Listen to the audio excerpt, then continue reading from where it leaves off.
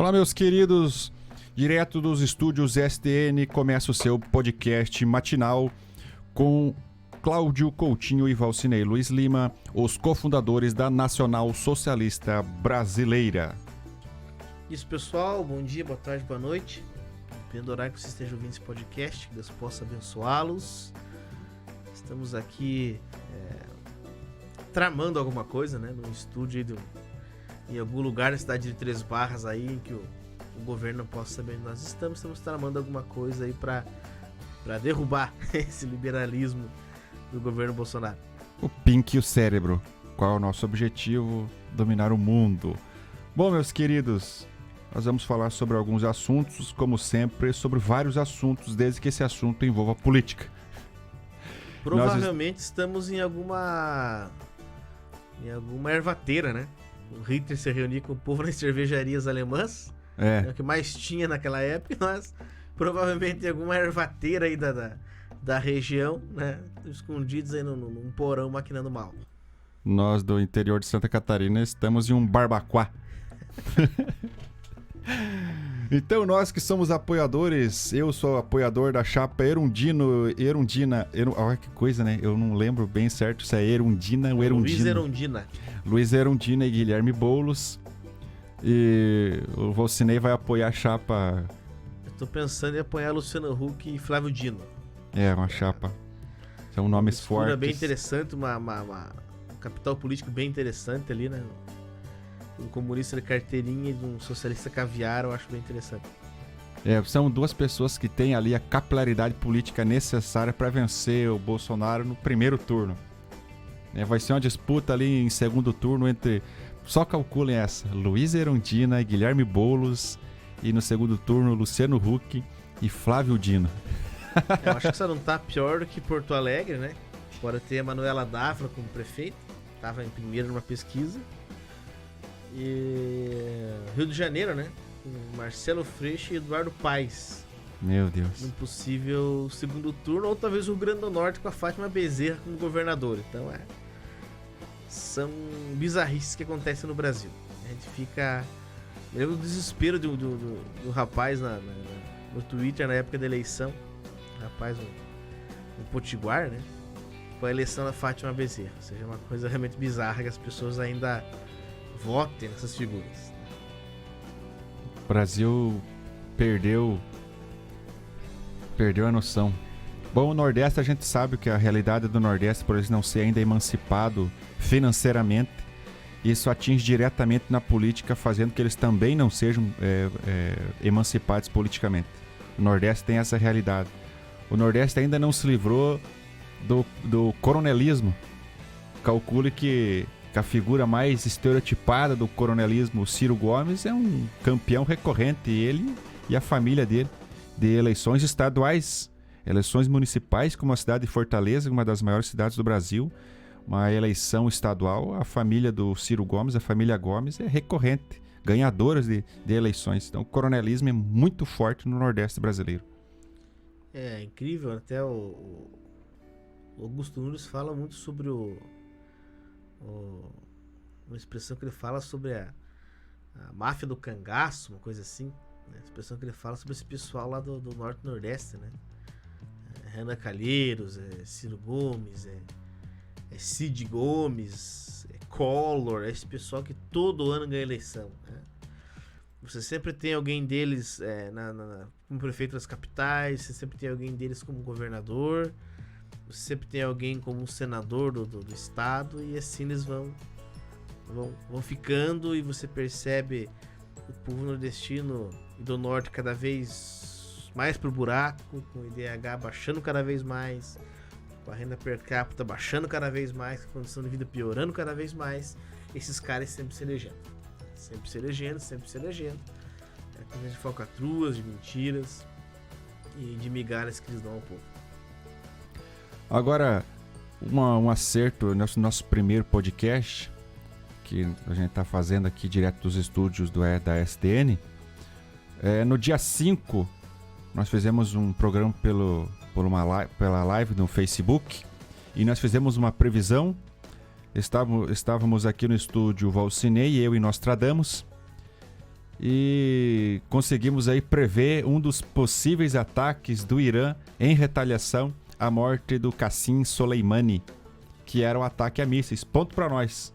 Ponto pra nós. Ponto para nós. Né? Felipe Martins, que se cuide, né? Valcinei e eu estamos aqui para competir com essa pessoa aí que acerta na gata, como a gente fala aqui no sul, né? Felipe.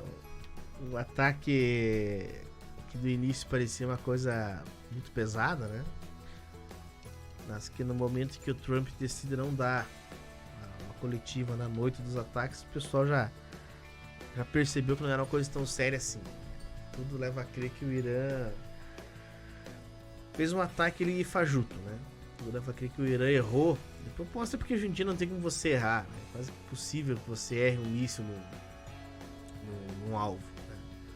Então, o Irã fez um ataque ali para tentar acalmar a população, para tentar acalmar os radicais ali, para vender uma imagem de que não aceitou calado a morte do Soleimani, mas que no fim não atingiu ninguém, não tirou nenhuma vida nem americana nem não americana, e parece que o Trump aceitou de maneira tranquila isso ali, até porque não foi prejuízo algum para os americanos. Uma coisa que eu não tava ainda tendo noção é do tamanho e como os iranianos e o governo iraniano é mentiroso. Eles propagaram dentro do Irã que eles mataram 80 americanos e destruíram, parece que 2 ou 4 bases do exército americano com 12 mísseis Scud. Não são Scud originalmente, são cópias daquele míssil da antiga União Soviética, o Scud. O Scud já não era grande coisa na época, mas... E daí eles deram uma melhorada ali no Scud, ali na questão de mira, porque o Scud era quase um foguete sem noção. Ele saía, mas não se sabia onde é que ele ia cair. Agora eles deram uma melhorada naquela cópia. Não matou ninguém, não teve... E ainda acusaram, né? Fizeram no parlamento iraniano lá, acusando a CIA e o governo americano de terrorismo. Quer dizer, acuse do que vocês são. Literalmente. Governo iraniano extremamente mentiroso. Uma coisa que nós falamos e que ainda não aconteceu, eu lembro de duas previsões que nós fizemos. Uma foi que eu levei por minha conta, que era o fechamento do Estreito de Hormuz. Que o Valcinei disse que não, e eu ainda tô na fé ainda que eles vão querer fechar o Estreito de Hormuz. O que você acha, Valcinei? Eu acho que eles vão ameaçar, né? Eles vão ameaçar e fechar, eles vão talvez assustar algum navio cargueiro que passa por ali, com as famosas lanchas torpedeiras que nós cometemos aquele dia aí. Lanchas torpedeiras. Não fecha porque é uma coisa muito importante. Você não mexe somente com os Estados Unidos, né? Você mexe talvez um quarto, um terço, sei lá, do comércio mundial. Então você jogaria o mundo todo contra o Irã, né? Eu não falo com exatidão aqui, muitas vezes até uma China da vida. Com certeza a China utiliza aquele estreito para movimentação de cargas, coisa assim. Então eu creio que não faça isso não. A gente comentou semana passada que a internet no Irã é controlada, né? Todo o país. E aí as pessoas tentam vender, né? Abrindo parênteses aí, que o islamismo ele é conservador, que o islamismo ele tende mais à direita. Você percebe que não tem nada a ver. Não. Isso não cabe no espectro político direita e esquerda. O controle da internet ele já é uma coisa de esquerda. Quem controla a internet é Cuba, quem controla a internet é Venezuela, quem controla a internet é Coreia do Norte, né? Quem controlava a informação eram os países presos à cortina de ferro, ou seja, quem controla a China, né? Quem controla a informação é esquerdista, né? Quem gosta desse controle. Você percebe que eles vendem essa imagem, né? A internet é controlada, o povo não pode pesquisar por uma fonte externa. Eles vendem a imagem que mataram 80 milhões de... 80 americanos, assim como na Coreia do Norte eles dizem que o mundo todo tem inveja da vida dos norte-coreanos, né? Então coisa, você vai percebendo aos poucos, depois de um tempinho que você começa a entender como funciona a dinâmica, essa questão do geopolítica, essa questão da visão fundamentalista, você começa a perceber algumas coisas que elas vão se juntando, algumas peças do quebra-cabeça ali. O que a gente está esperando, infelizmente, e que é uma coisa que pode muito acontecer, são agora os ataques terroristas, né? Com certeza ali Israel não vai sair ileso dessa. Eles vão querer também ali algum tipo de retaliação, demore mais ou demore menos. É uma coisa que vai acontecer. Aquela bandeira vermelha, qualquer especialista em mundo árabe que eu tava vendo, no Twitter tem um cara que ali que é meio paquistanês, não sei o que lá, do comércio paquistanês. O comércio paquistanês ali, ele tava falando sobre essa bandeira vermelha, que é algo muito significativo no mundo islâmico. Então isso daí não foi chamada a atenção de balde. Eu creio que vai acontecer aí algum atentado terrorista. Pode acontecer atentado terrorista, a gente pensa nas partes mais desprotegidas, ou às vezes a gente menos espera. Ali uma fronteira entre as colinas, ali nas colinas de Golã, entre Israel e Síria, aquela fronteira ali, a fronteira norte de Israel, na Europa, isso também pode acontecer. Não dá para esquecer que o falecido Qasem Soleimani era participando até de um atentado terrorista aqui na Argentina. Então o cara é uma coisa assim que a gente espera, e a gente espera de um modo bem apreensivo isso, com medo, né? E agora pode acontecer até aqui no Brasil, depois dessa exigência de satisfação do governo iraniano para com o governo brasileiro. Então é uma coisa que a gente fique bem apreensivo ainda. É uma coisa que vai acontecer, são atentados terroristas, e quem vai reclamar esse atentado para si vai ser o governo iraniano, em vingança ao general Soleimani. É uma coisa muito séria, né? A morte do Soleimani, que era um cara... Ele era um herói. Eu acho que no enterro dele, no sepultamento dele, que tinha milhares de pessoas ali... Perdão, eu vi algumas pessoas comentando que o fato do Irã ter um governo ditatorial, as pessoas estavam obrigadas a estar no enterro dele, mas não é bem desse sentido. Não. Né? Ele tinha era um cara lá. querido pelo povo iraniano. Quem conhece um pouco ali a cultura dos jihadistas, você percebe que esses caras são considerados guerreiros para eles. Ele era um general, mas o camarada que explode uma bomba, um homem-bomba, ele é considerado um guerreiro. O camarada que... um menino ali que entrega um telefone para um terrorista escondido é considerado um guerreiro. Esses caras, eles são tratados pela comunidade muçulmana radical como heróis. E o Soleimani, ele era um cara, como a gente falou aqui vez passada, que ele atacava inimigos do Irã sem fazer com que o Irã fosse retalhado, através da guerra de procuração, através do terrorismo que ele implementava ali, né? Muitas das suas fontes, muito do seu trabalho ainda persiste, né? Provavelmente aí a curto e médio prazo. Então é possível que haja sim. Eu creio que deve haver talvez mais alguma coisa ainda. Creio eu mais através da guerra de procuração. Não creio que o Irã vá, como disse o Cláudio, atacar o Brasil, por exemplo. Não, o Irã tem de certa forma, uma boa diplomacia com o Brasil, adquirida na época do PT, uma questão comercial. Não faria sentido o Irã arrumar briga com o Brasil agora. Eu acho que vai ser mais nessa guerra de procuração. A narrativa para a população já foi vendida, né? Eles não precisam... Né? Então, a população já está sendo enganada ali, dizendo que o Irã retalhou de uma maneira que não retalhou. E talvez algum ato de terrorismo, sim, mas eu creio que ainda não será admitido.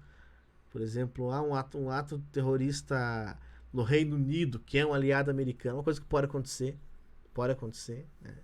Ele vai ser reivindicado por um grupo terrorista, que provavelmente nós vamos saber que esse grupo terrorista tem ligação com o governo iraniano, mas como sempre o governo iraniano não vai admitir que ele é o mandante. Então vai ficar subentendido ali na cabeça dos geopolíticos ali. É claro que o Irã vai tentar se vingar, né? O Irã já prometeu, talvez até uma das formas de retaliação seja acelerar o máximo possível a sua busca por uma bomba nuclear, né? Os Estados Unidos vai tentar aumentar as sanções, mas o Irã parece que diz que não vai. Para que nós possamos ter a noção, existem alguns inspetores externos que avaliam, que inspecionam ali o enriquecimento de urânio do Irã. Fala-se que eles podem diminuir essa quantidade de pessoas, falam-se que eles podem até expulsar essas pessoas do Irã, ou seja, daí nós perderíamos toda e qualquer informação sobre o projeto nuclear iraniano. Isso pode ser uma forma de retaliação também, né? Ou seja, você barrar qualquer inspeção no seu projeto nuclear é uma forma de retaliação também. Eu sinceramente não creio que haja uma coisa tão radical assim. É uma coisa que justifique o novo ataque, uma coisa que justifique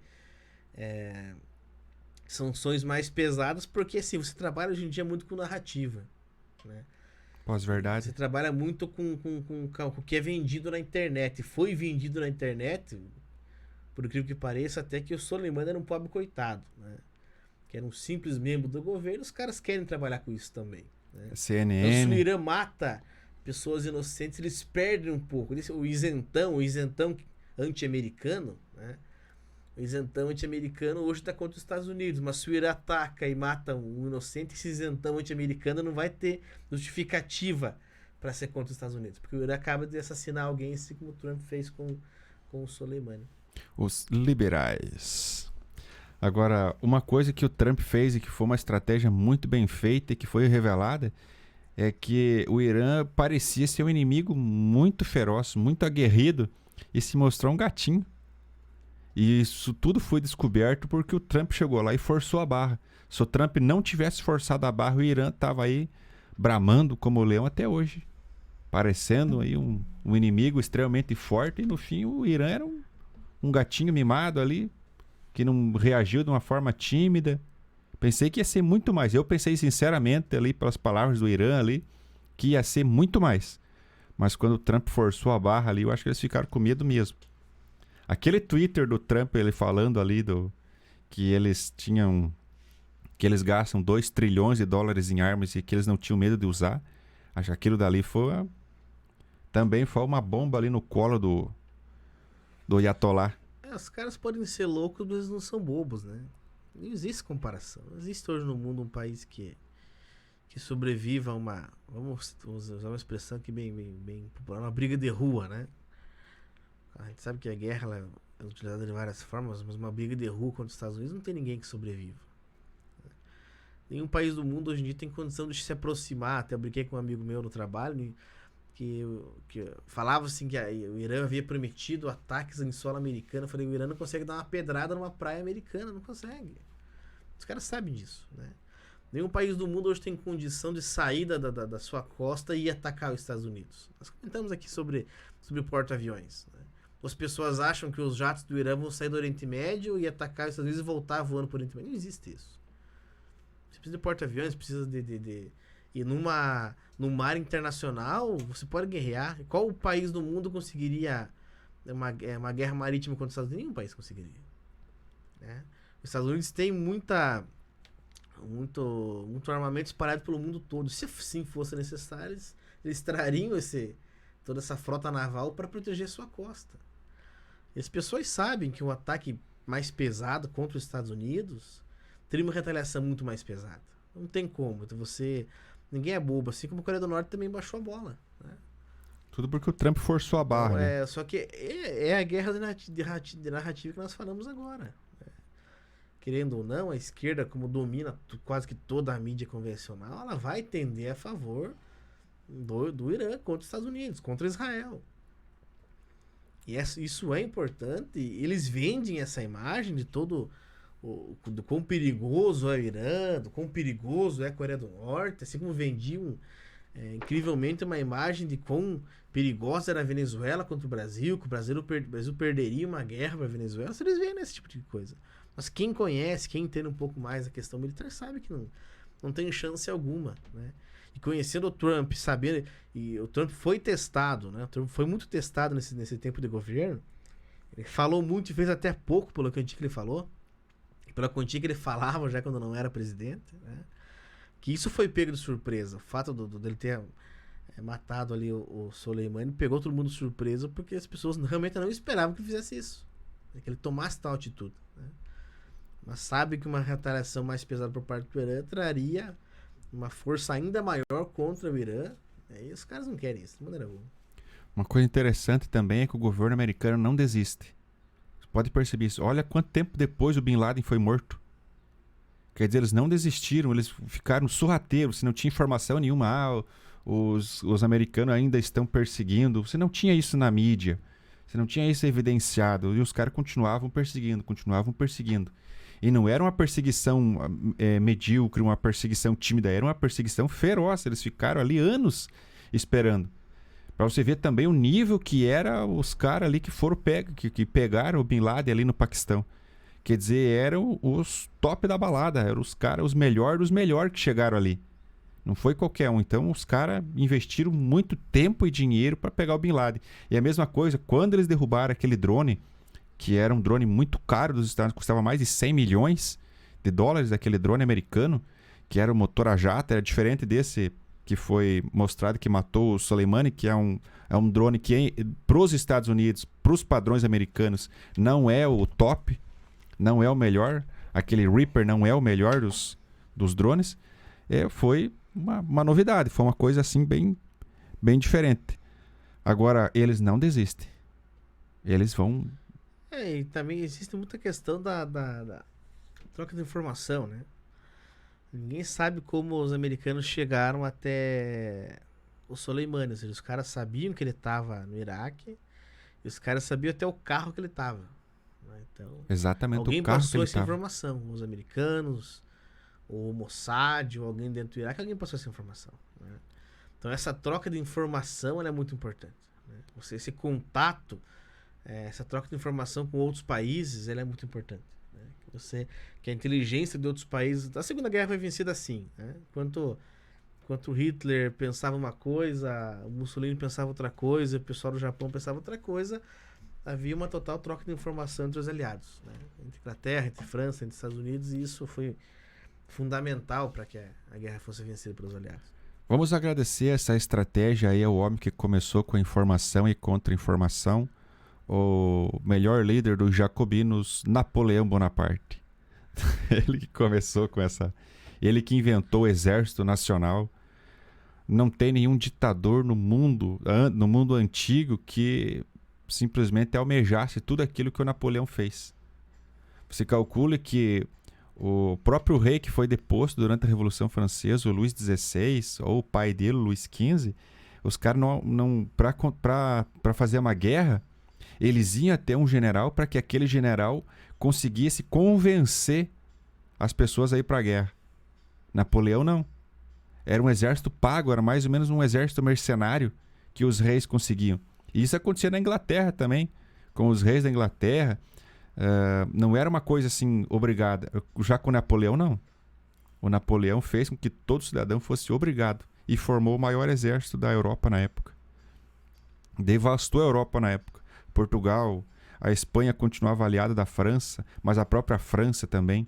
Fora o terror que foi a Revolução Jacobina ali com 17 mil pessoas decapitadas. Se calcule, rapaz, 17 mil pessoas.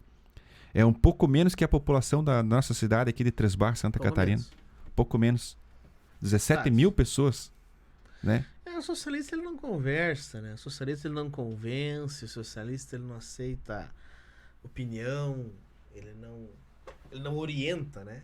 Eu acho engraçado quando eu vejo alguma postagem, Lula orienta o PT. Lula não orienta, Lula manda. O Lula manda. Não existe orientação no partido, né? A esquerda tem líder no Brasil. A esquerda tem hierarquia, como eu vi um camarada falando. Não existe democracia, hierarquia. Hierarquia e disciplina. Existe hierarquia e disciplina e você é obrigado a fazer. É assim que funciona, meu amigo. Você acha que em Cuba existe orientação? Não existe. Né? E dentro da esquerda também é assim. Então, o Haddad sai prefeito se o Lula deixar. O Haddad não sai candidato a prefeito de São Paulo. Acho que ele nem quer ser candidato a prefeito de São Paulo, né, para não perder mais uma. Ele quer ainda desfrutar desse capital político ali, de ser o segundo colocado na eleição presidencial. Mas é assim que as coisas funcionam. Né? Não existe liberdade de opinião dentro da esquerda. Né? Tanto é que eles... Tanto é que você... Um exemplo, foi censurado... Foi censurado o filme lá da Porta dos Fundos. Meu Deus, que desespero. Eu vi Esses dias eu vi um rapaz no Twitter que teve 20 contas suspensas. No Twitter? 20 contas suspensas. O rapaz faz umas piadinhas, faz brincadeiras, nada fora do comum. Ou seja, um cara comum, um cidadão comum, teve 20 contas suspensas. Isso é normal. Isso é discurso de ódio, segundo a imprensa. E aí a Porta dos Fundos, que agride e humilha a fé cristã, é censura. Ou seja, os caras, esse é o pensamento dos caras. Vamos fazer aqui para gosto dos nossos ouvintes do podcast, direto dos estúdios da SDN, o hino para todos os brasileiros.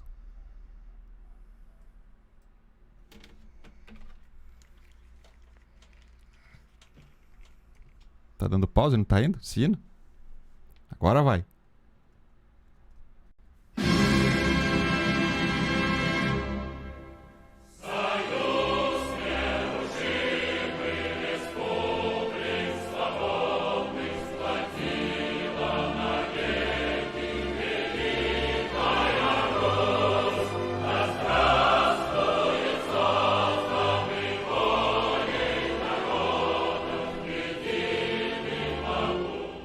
Eu sei que você aí, que você está sentado, você que está deitado, você está todo arrepiado escutando o hino da Nacional Socialista. E nós estamos vendo a foto daqui do Brusneve. Meu Senhor Jesus. Estamos vendo aqui o hino legendado com uma frase: Viva a Pátria Livre. Que bênção, né? Que liberdade maravilhosa que havia dentro da União Soviética. Uma coisa incrível. Partido de Lenin e a Força Popular. Olha que saudade de Lenin. Eu tenho uma saudade muito grande. No tempo ainda que o Brasil ainda tinha chance de se tornar uma nação socialista. É uma maravilha do mundo. Do que será que nós íamos morrer primeiro? Essa é uma dúvida cruel.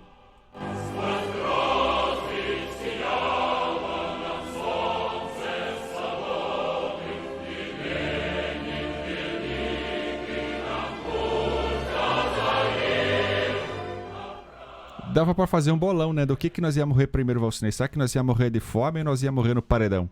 Eles prometeram pra nós paredão. É, rapaz. É difícil, né? Incrível como o socialismo, como o comunismo, ele faz a cabeça das pessoas. Ele é um discurso muito afável, né? Ele é um discurso ali que...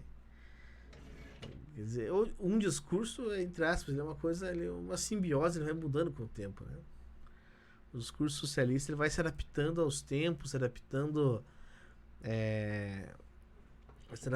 à cultura daquele povo. Por exemplo, a militância LGBT ela era proibida na época da União Soviética, né? Até hoje, um dia alguém perguntou lá como viviam os gays na Rússia. Um camarada disse que não existia gay na Rússia. Claro que existe. Existe. Possível que numa população de milhões de pessoas existem, as pessoas não aceitam.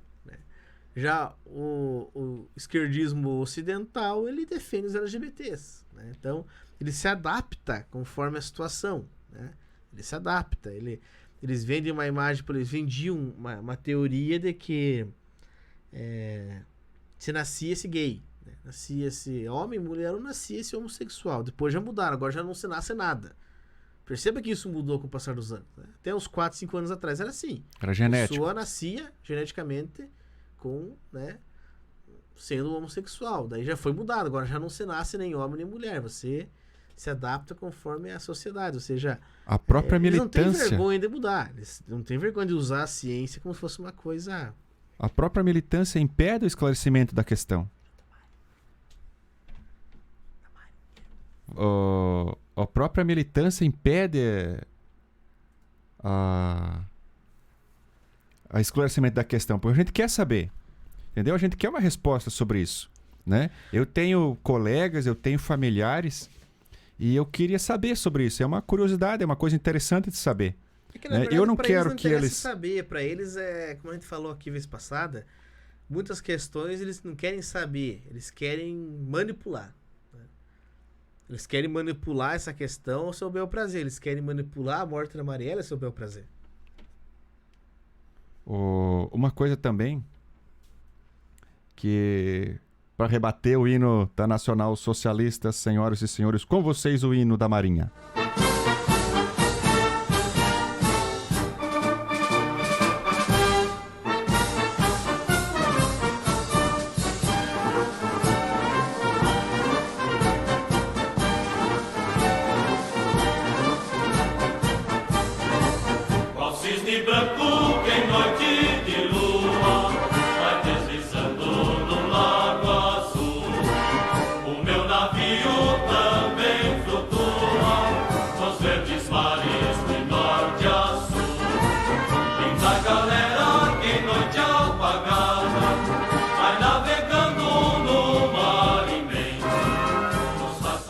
Volte aqui, volte aqui. Não fuja, não fuja. Nós continuaremos aqui no podcast, aqui no Direto dos Estúdios da SDN, com o mais variado e politicamente correto de todos os podcasts, com o hino da Nacional Socialista e para rebater o hino da Maria, o hino da Marinha Brasileira. Eu coloquei o hino da Maria.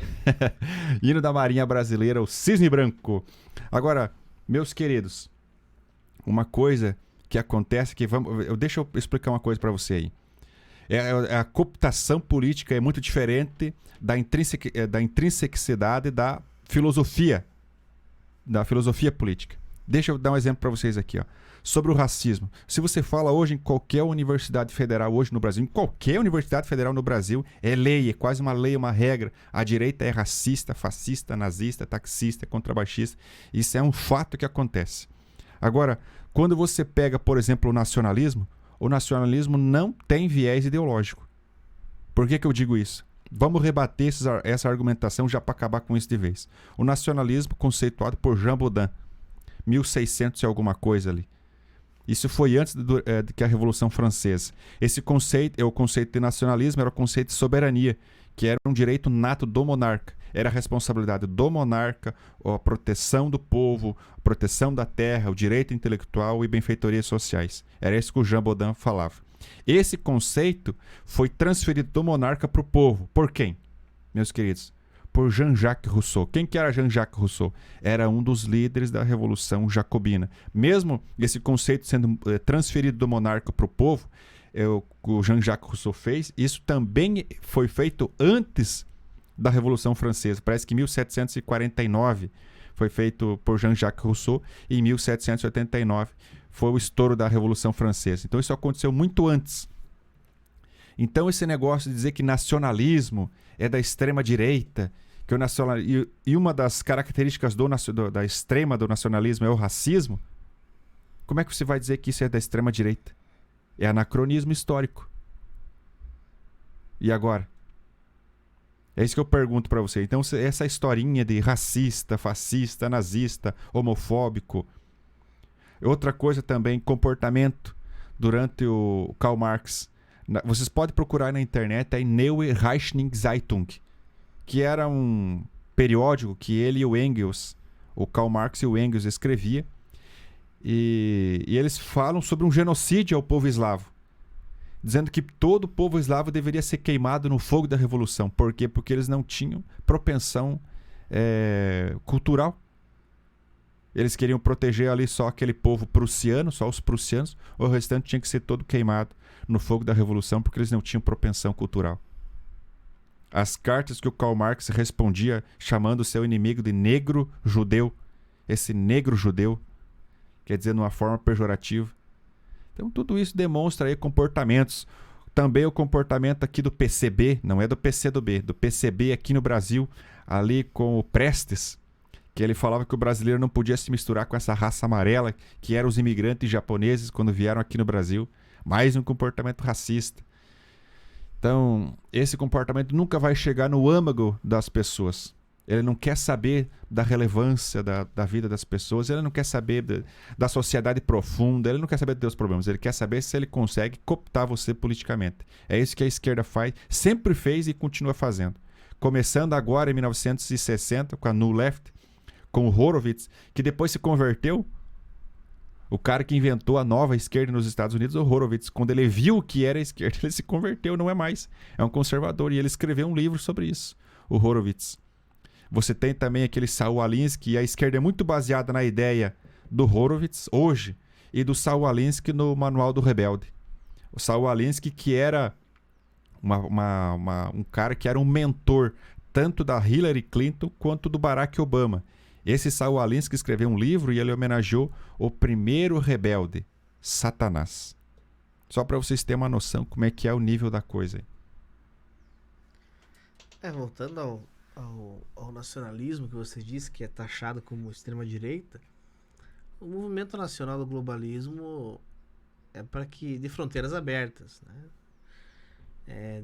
De uma ONU mandando em tudo, de conselhos onde a sua vida seja mudada por pessoas que você nunca viu, que seja votado uma coisa que vai te influenciar sem que você talvez até em outro continente, né, de uma moeda única, todo esse pensamento. Como o nacionalismo é contra tudo isso, independente se é de esquerda ou de direita, ele é taxado como uma coisa ruim. É taxado como uma extrema-direita. Nós queremos aqui um mundo de paz, nós queremos um mundo de uma moeda só, nós queremos um mundo do ecumenismo, nós queremos um mundo sem fronteiras, e o nacionalismo não permite. Então, quando surge um Donald Trump, quando surge um Viktor Orbán da Ucrânia, Da Hungria. Da Hungria, quando surge um Bolsonaro com um sentimento um pouco mais patriota, as pessoas se assustam, não querem esse tipo de coisa. Eles sabem que com líderes assim, que falam primeiramente pro seu povo, que é incrível como as pessoas já acham isso absurdo, né? Quando o Trump fala que ele tem que pensar primeiro nos americanos, as pessoas se indignam com isso, né? Quando o Bolsonaro se posiciona a favor do Brasil, deixando de lado uma Venezuela, as pessoas... Meu querido, você... Por mais que nós gostemos, nós tenhamos amigos, pessoas queridas, nós temos que cuidar dos nossos primeiro. Primeiros da casa. Primeiro você vai carpir o teu quintal para depois ajudar a carpir o do vizinho. Você não vai atender a um filho doente do vizinho se o teu tá doente em casa. É assim que as coisas funcionam. Mas na cabeça das pessoas isso é impossível. Na cabeça dessas pessoas você tem que abrir a tua fronteira para entrar ali. Se tem um país de 10 milhões de habitantes, tem que abrir a tua fronteira para entrar 1 milhão de imigrantes, mas vai fazer o que com esse milhão de pessoas? Né? Vão morar onde? Vão trabalhar onde? Vão comer o quê? As pessoas não pensam nisso. Então, o que marca o pensamento esquerdista é o cara não raciocinar, literalmente. O cara não raciocina, o cara não pensa, o cara não procura entender o que fazer, não procura meditar sobre um assunto. Não é assim que as coisas funcionam. Você precisa tentar absorver o que vai acontecer, tentar antever, precisa ser conservador, é isso, é você pisar no freio. É saber a medida, a dose, a temperança. Nós temos um exemplo agora, nós estamos tendo uma onda de transexuais dentro do esporte. É uma coisa para se pensar, para se parar. Injusto, né? Nós temos ali jogadores de handebol, um homem ali com quase 2 metros de altura, que se tornou transexual, que destrói nos jogos de handebol da Austrália. Porque ele é muito mais forte fisicamente, ele joga de pivô. Quem já jogou handebol sabe, né, que o jogo de handebol masculino, os pivôs são grandes, são gordos, são fortes, porque tá trombando ali com a linha defensiva. E esse homem era um pivô no handebol masculino e veio jogar no handebol feminino, claro que ele vai destruir. Lutas de MMA, em que mulheres saem estraçalhadas porque lutam com um transexual. Ciclismo, velocismo, né? Então, agora eu vi na Argentina um transexual que vai jogar futebol feminino. Você vê que a porte física é muito maior. Nós temos no vôlei, né? Caso aqui no Brasil. A tal da Tiffany do vôlei lá, que era um jogador medíocre no masculino e que tem números incríveis jogando no feminino, porque tem biotipo de homem, tem uma estrutura corporal de homem. Estrutura óssea, estrutura muscular. Tem a explosão. Diminuiu a testosterona, mas tem uma explosão física de homem. Isso são coisas que eles querem, que eles querem enfiar a goela abaixo das pessoas sem antes pensar. Então são coisas. Essa é a questão, né? Voltando ali a questão de conservadorismo. Você refletir, você pensar, você avaliar, você tentar medir o que vai acontecer, né? E quando você tenta fazer isso, que é uma coisa completamente comum na vida do ser humano, você tá achado como nazista, como homofóbico. Não é que você não gosta da pessoa, que você quer proibir a pessoa de jogar um vôlei, quer jogar um vôlei, jogue vôlei. Mas seria justo com as mulheres, né? Nesse sentido, nesse exemplo que eu citei aqui? Existe limitação, e uma coisa que a gente tem que aprender na vida é que a vida uma hora diz não. Uma hora diz não, para tudo tem um limite, para tudo tem um limite. Não existe uma coisa que não tem limite. Eu acho engraçado também sobre o Porta dos Fundos, eles sempre falam que o humor não tem limite, o humor tem limite. Né? Para eles, o limite deles é a Marielle Franco. Né? Para nós, o nosso limite é a nossa intrinsecidade da questão do cristão. Né? Para tudo tem um limite. E na questão dos transexuais, homem vai jogar com outro homem, vai competir com outro homem. Entendeu? Agora as pessoas, eu acho incrível que as pessoas fazem, o homem biológico. Poxa, você chegar a um nível da sociedade a usar um palavreado desse, a diferenciar, o homem biológico? Ora, mas que tipo de outro homem tem? Meu Deus, se não é homem. Quer dizer, essa dicotomia simples e eficaz que passou pelo crivo da história, que passa pelo crivo filosófico. Existe um homem, existe uma mulher. Entendeu? Isso é a coisa mais trivial, mais simples que existe. Uma coisa tão óbvia. E uma das funções da ditadura do palavreado que o Orwell escrevia, parece que naquele livro de 1984, era isso. Era isso daí, você muda o palavreado para que se instaure uma ditadura. Tudo um jogo de palavras, um jogo de narrativa que a gente fala. Agora Um jogo de palavras, um jogo de narrativa, toda os justiceiros sociais, né? Eu até comentava, tirando um pouquinho do assunto do homossexualismo, mas pro racismo, eu comentava com um amigo meu sobre até, não sei se o Cláudio chegou a ver isso aí, o Cláudio não é tão ligado ao esporte assim, um jogador do Manchester City, da Inglaterra, um português chamado Bernardo Silva. Ele jogou com um francês, Mendy, jogou no Mônaco da França, e os dois foram comprados pelo Manchester City. Jogam no Manchester City os dois hoje. São amigos já tem um bom tempo, né?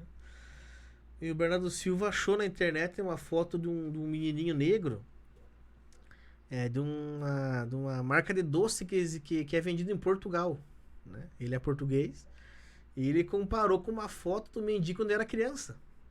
E são realmente parecidos os dois, o Mendy garotinha e o garotinho negro da marca de doce. E ele brincou, né? Se era a mesma pessoa, mas não tem nada a ver. E o amigo aceitou. O amigo riu. O amigo não achou de boa. Rapaz, ele foi multado pela Federação Inglesa. Ele foi suspenso de 2 jogos, se não me engano, 2 ou 4 jogos, por ter feito a brincadeira com o amigo dele. Ele não ofendeu o amigo dele, não comparou com o macaco, não fez uma coisa, né, racista. Ele achou uma foto do menino negro e comparou com o amigo dele, que é negro, que era parecido com o menino quando criança. Brincou com o amigo dele, só que foi uma coisa pública. Ele foi massacrado, ele foi xingado, ele foi cobrado. Ele teve um prejuízo financeiro, que para ele, que é um jogador de alto nível, não vai afetar tanto. E foi suspenso por 2 jogos. 2 jogos na liga inglesa. Então imagine se fosse um trabalhador comum, o cara seria demitido.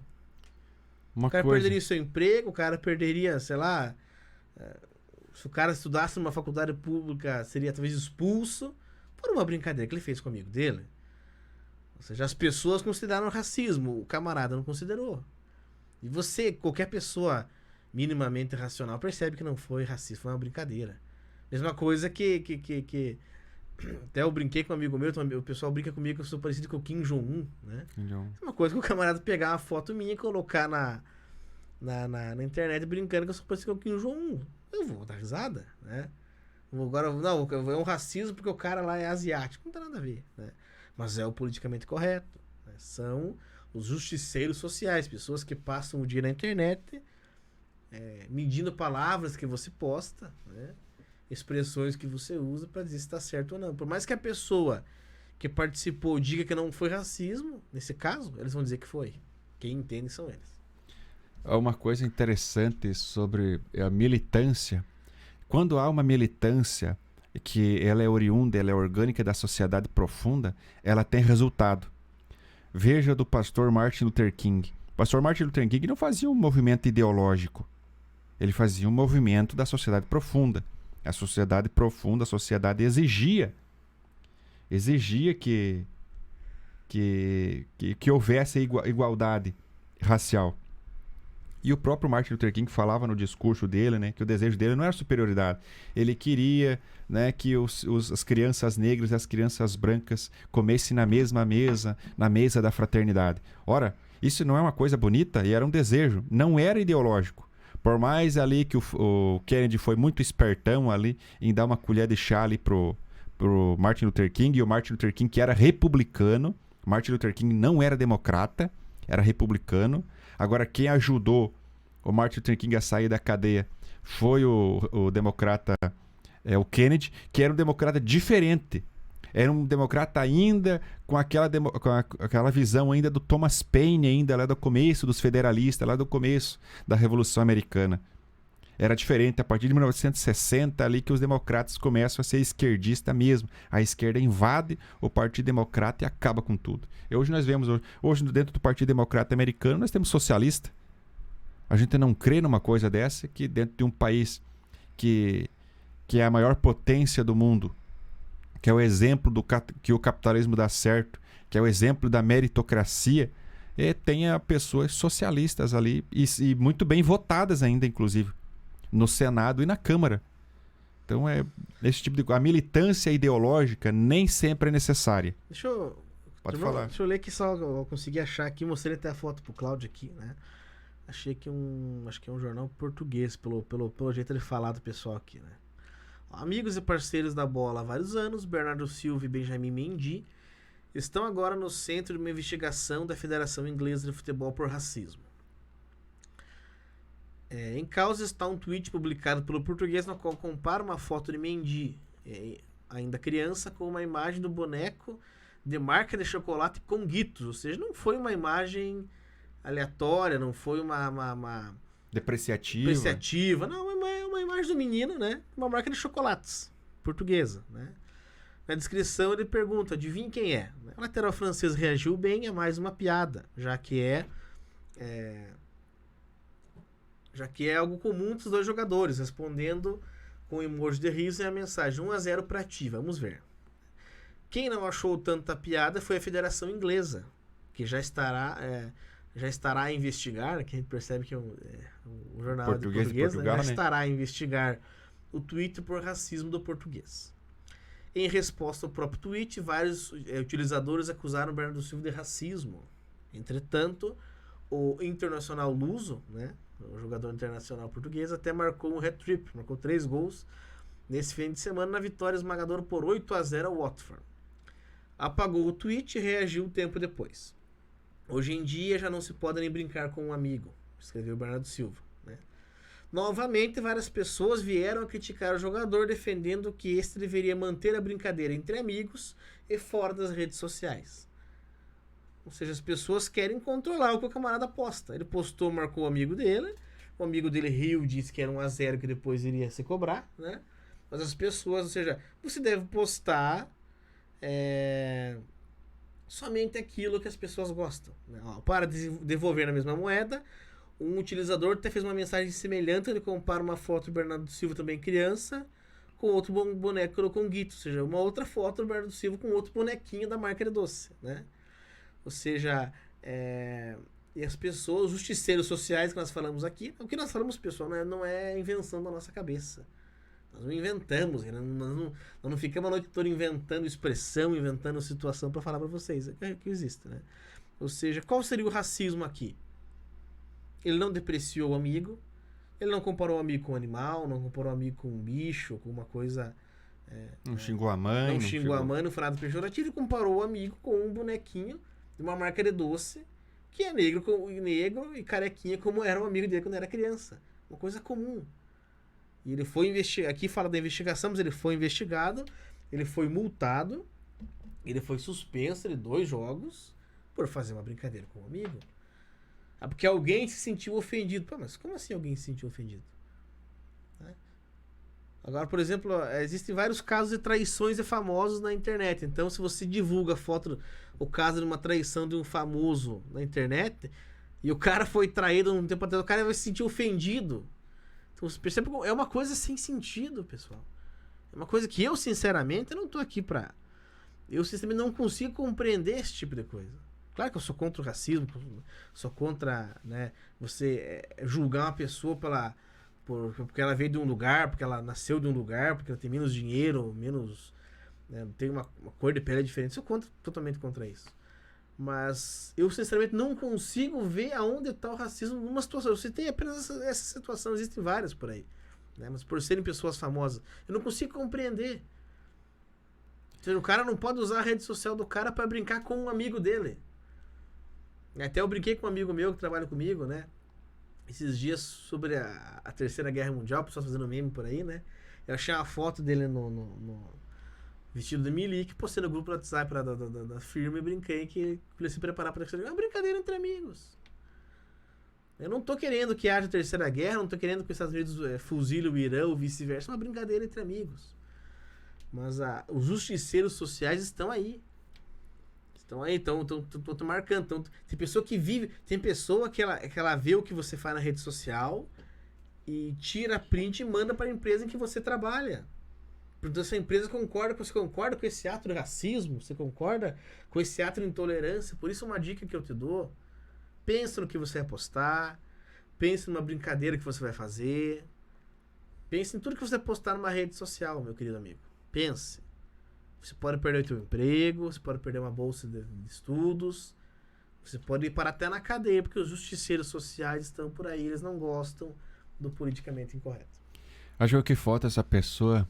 Lembra, você que leu esse versículo uma vez na igreja, para quem não sabe, nós dois somos evangélicos, aí, fundamentalistas, né? Eu e o Valcinei, nós somos evangélicos, fundamentalistas. Proselitismo puro. Proselitismo, religioso e político, inclusive. Nós fazemos isso muito. E fazemos com muito gosto e amor mesmo. Para você que está nos ouvindo, nós fazemos proselitismo. Agora, uma coisa que falta é a ação de Provérbios 11:9. Né? Diz que o hipócrita com a sua boca prejudica o seu próximo, mas que o justo se livra pelo conhecimento. Então, o que eu aconselho a vocês é que vocês deem uma lida ou vejam um vídeo aqui mesmo no YouTube, né, sobre o estoicismo. Você vai ver que o estoicismo ele pega desde Marco Aurélio, que era um César romano, até Epicteto, que era um escravo e aleijado. E você vai ver que mesmo os vitupérios da vida não atingem essas pessoas. Né? Nós vamos agradecer aqui o carro de som, nós agradecemos muito, né, o nosso fundo musical que está passando aqui. Da melancia. O carro da melancia. Ainda bem que não é do ovo. Mas essa leitura é muito interessante. Epicteto, que era um escravo aleijado e que não se deixava abater pelos vitupérios da vida, e que Marco Aurélio, que era um imperador romano e que também não se deixava abater pelas dificuldades do imperador. O Marco Aurélio, que foi o último bom imperador. Houve 4 bons imperadores. Marco Aurélio foi o último bom imperador de Roma. Então, falta isso. O Marco Aurélio falava uma frase, disse, escolha não ser atingido e não será atingido. Isso é interessante, né? Falta isso nas pessoas. Eu creio que falta isso. Nós vivemos uma época em que o que as pessoas pensam de nós importa muito na cabeça, né, das pessoas.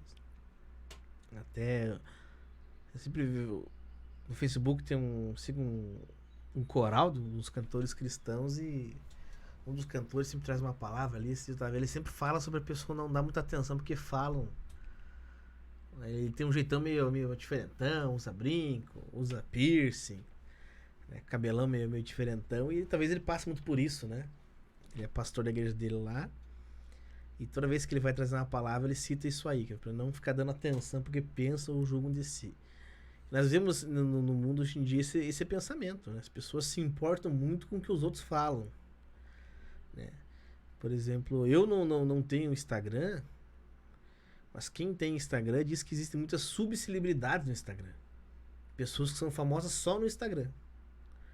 Né? E pelo que a gente ouve falar, é uma guerra de ego tremenda, né? Você querer cada vez mais ser mais famoso naquele mini mundo do Instagram.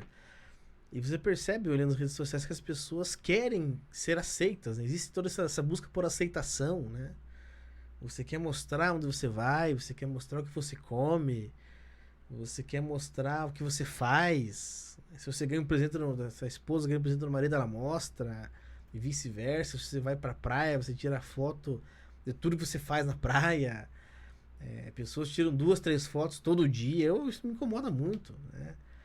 Eu fujo de fotografia, se eu puder, eu não tiro foto, né? Me sinto muito mais tranquilo para fazer um podcast, porque eu sempre digo para as pessoas, a intenção nossa não é que nós sejamos vistos, é que nós possamos passar alguma coisa, né? E em meio a essa busca por aceitação, você tem do outro lado os justiceiros sociais, e isso pesa contra. Faz com que as pessoas fiquem mais retraídas. Faz com que as pessoas pensem antes de opinar, antes de se posicionar, né? Nós temos ali um caso de um ator do Global, eu vou procurar o nome dele agora aqui, não me lembro de cabeça, eu sou fraquíssimo, muitos anos não assisto novela, mas é um cara até de certa forma famoso ali, que ele fez uma postagem falando sobre família, sobre pai, sobre mãe, e o cara foi atacado de uma maneira terrível pelas pessoas. E ele saiu do armário e se posicionou como conservador, bateu boca com o pessoal, comprou a bronca e cresceu o número de seguidores no Instagram do cara, e o cara começou a ser mais respeitado, porque ele realmente saiu do armário nesse sentido. Ou seja, você não pode hoje em dia defender a família, você não pode defender Jesus Cristo, você não pode defender... É ofensivo defender Jesus. A paternidade, você não pode defender ir contra um jovem ter relação sexual com 12 anos. A ministra Damares planeja implementar uma campanha para que a jovem espere, né? Para que a jovem não faça sexo tão cedo. Uma coisa muito importante. Muito importante. Muito importante. Muito importante. Explicando sobre gravidez precoce, sobre doenças, sobre DSTs. Né? Uma pessoa boníssima, né? E eu entrei na postagem da Maris e vi pessoas ridicularizando a postagem. Tirando sarro, brincando, uma coisa muito séria. Mas é bom, porque o Brasil Ou não seja, é um país... É uma coisa positiva, e as pessoas brincando com aquilo, né? Ou seja, as pessoas acostumadas, então, a realmente... né? É uma coisa muito séria. Ou seja, então você percebe que você fazer a coisa simples, você fazer a coisa comum, escandaliza hoje em dia. Escandaliza. O que é óbvio, hoje é algo extremamente escandaloso. A verdade hoje ofende de maneira mortal as pessoas. Eu ia fazer uma ironia aqui, mas não vou fazer mais. Mas o Brasil tem um nível altíssimo. Sociais. O Brasil tem um nível altíssimo aqui de meninas grávidas. Adolescentes ali, 13, 14 anos, tem um nível altíssimo nesse número de gravidez. São adolescentes que engravidam com 13, 14 anos. Quem cria os seus filhos são os avós. Os avós. Os pais não assumem. E claro que essa criança, meu querido irmão e amigo, né? Nosso programa normalmente é direcionado a proselitismo. Essa criança vai ter uma vida difícil, né? Existem estudos que comprovam o quanto a ação de um pai dentro da casa é importante, né? Daqui a pouco eu vou trazer para vocês aqui. E tudo assim se torna uma espiral, né? Mães solteiras, filhos que nascem sem o pai, criados pelos avós, e assim nós vamos tendo, né? Toda uma espiral, e aí quando nós temos uma sociedade doente, as pessoas vão dizer que é racismo, as pessoas vão dizer que é falta de distribuição de renda, as pessoas vão dizer que é falta de investimento do governo, mas quando o governo tenta investir numa campanha para que não haja gravidez, essas mesmas pessoas tiraram sarro, né? A pessoa que tira sarro hoje da ministra Damares é a pessoa que daqui a 10 anos vai dizer que o governo não investiu. Então vocês percebem como tudo isso é cruel? Uma coisa interessante sobre o nacionalismo é que quando a esquerda chega, ela destrói o nacionalismo. Depois que ela implanta a sua ideia, ela cria novamente. Lembra da mãe Rússia, a ideia de mãe Rússia? A mãe Rússia, essa é uma ideia que foi destruída durante ali o governo do Lenin, mas no governo de Stalin, houve o nacionalismo exacerbado na Rússia, na antiga União Soviética.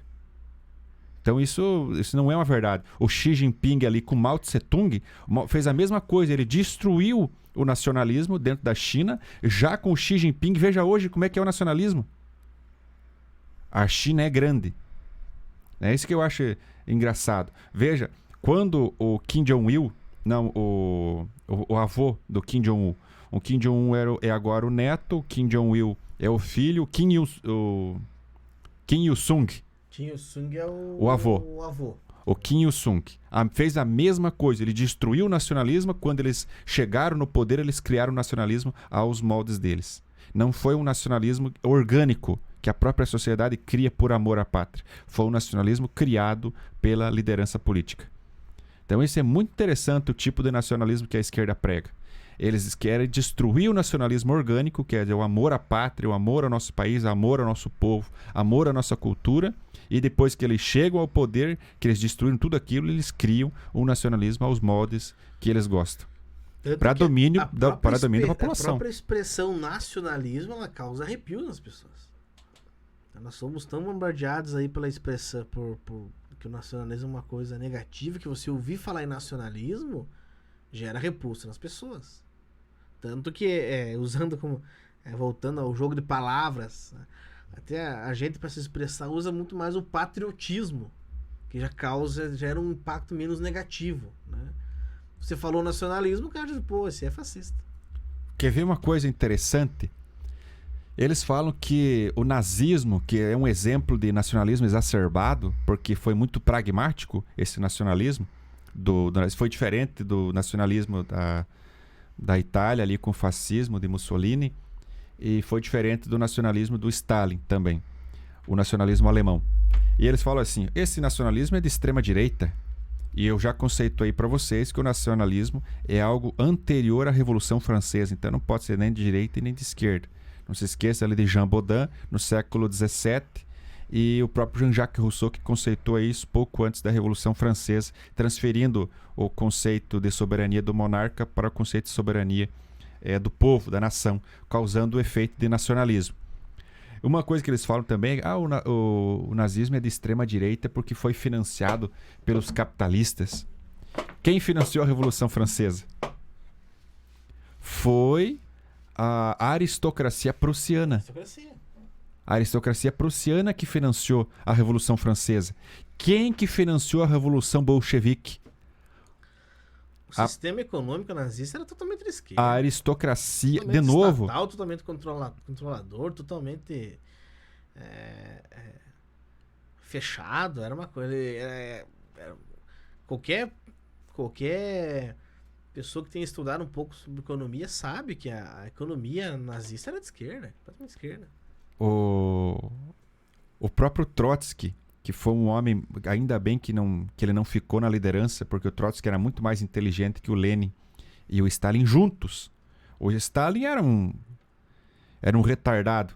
Agora, o Lenin era um intelectual. Agora, o Trotsky tinha uma vantagem porque ele era um homem extremamente carismático. O Lenin não era. O Lenin era um intelectual. O Trotsky, além de intelectual, era um homem extremamente carismático. Então, foi muito bom para nós, seres humanos, que o Trotsky não tenha ganhado a liderança. E o próprio Trotsky foi pegar empréstimo dos capitalistas alemães para financiar a Revolução Bolchevique. E depois ele trocou de posição, porque o Lenin era russo, de raça russa. Eles chamam de Ruski, né? E o Trotsky era um judeu russo. Então eles não gostavam muito disso, e quem foi depois pegar o empréstimo no final foi o Vladimir Lenin. Então, eles dizem que essa é uma característica da extrema-direita, sendo que os jacobinos foram financiados pela aristocracia alemã. A Revolução Bolchevique foi financiada também pela burguesia alemã. E depois o próprio Hitler também sendo financiado pelos capitalistas alemães. Não é a mesma característica? Você pega o próprio PT. Não, no mínimo é curioso. Pega a Lava Jato. Quem ganhou dinheiro com o governo petista? Foi os campeões nacionais, né? Os campeões de roubalheira nacional. Ou seja, o governo escolhia ali 2, 3 empresas por setor, e aquelas empresas faziam tudo no Brasil. O JBS, o Odebrecht. Você pega quantos bancos lucraram na época petista. Você pega... a Lava Jato mostrou que o Lula ele é financiado por empresas privadas desde a década de 80. Esse papo do esquerdista de que o capitalismo opressor é um papo furado. As pessoas caem nessa conversa porque querem, né? Não se faz nada sem dinheiro, né? E para que eles possam chegar ao poder, antes de ter o poder, eles precisam do dinheiro privado, né? Esse favor ele vai ser pago depois, né? Meus queridos, eu quero finalizar aqui com o nosso fundo musical do Caminhão da Melancia. Nós agradecemos a este grandíssimo filho de Nossa Senhora Aparecida.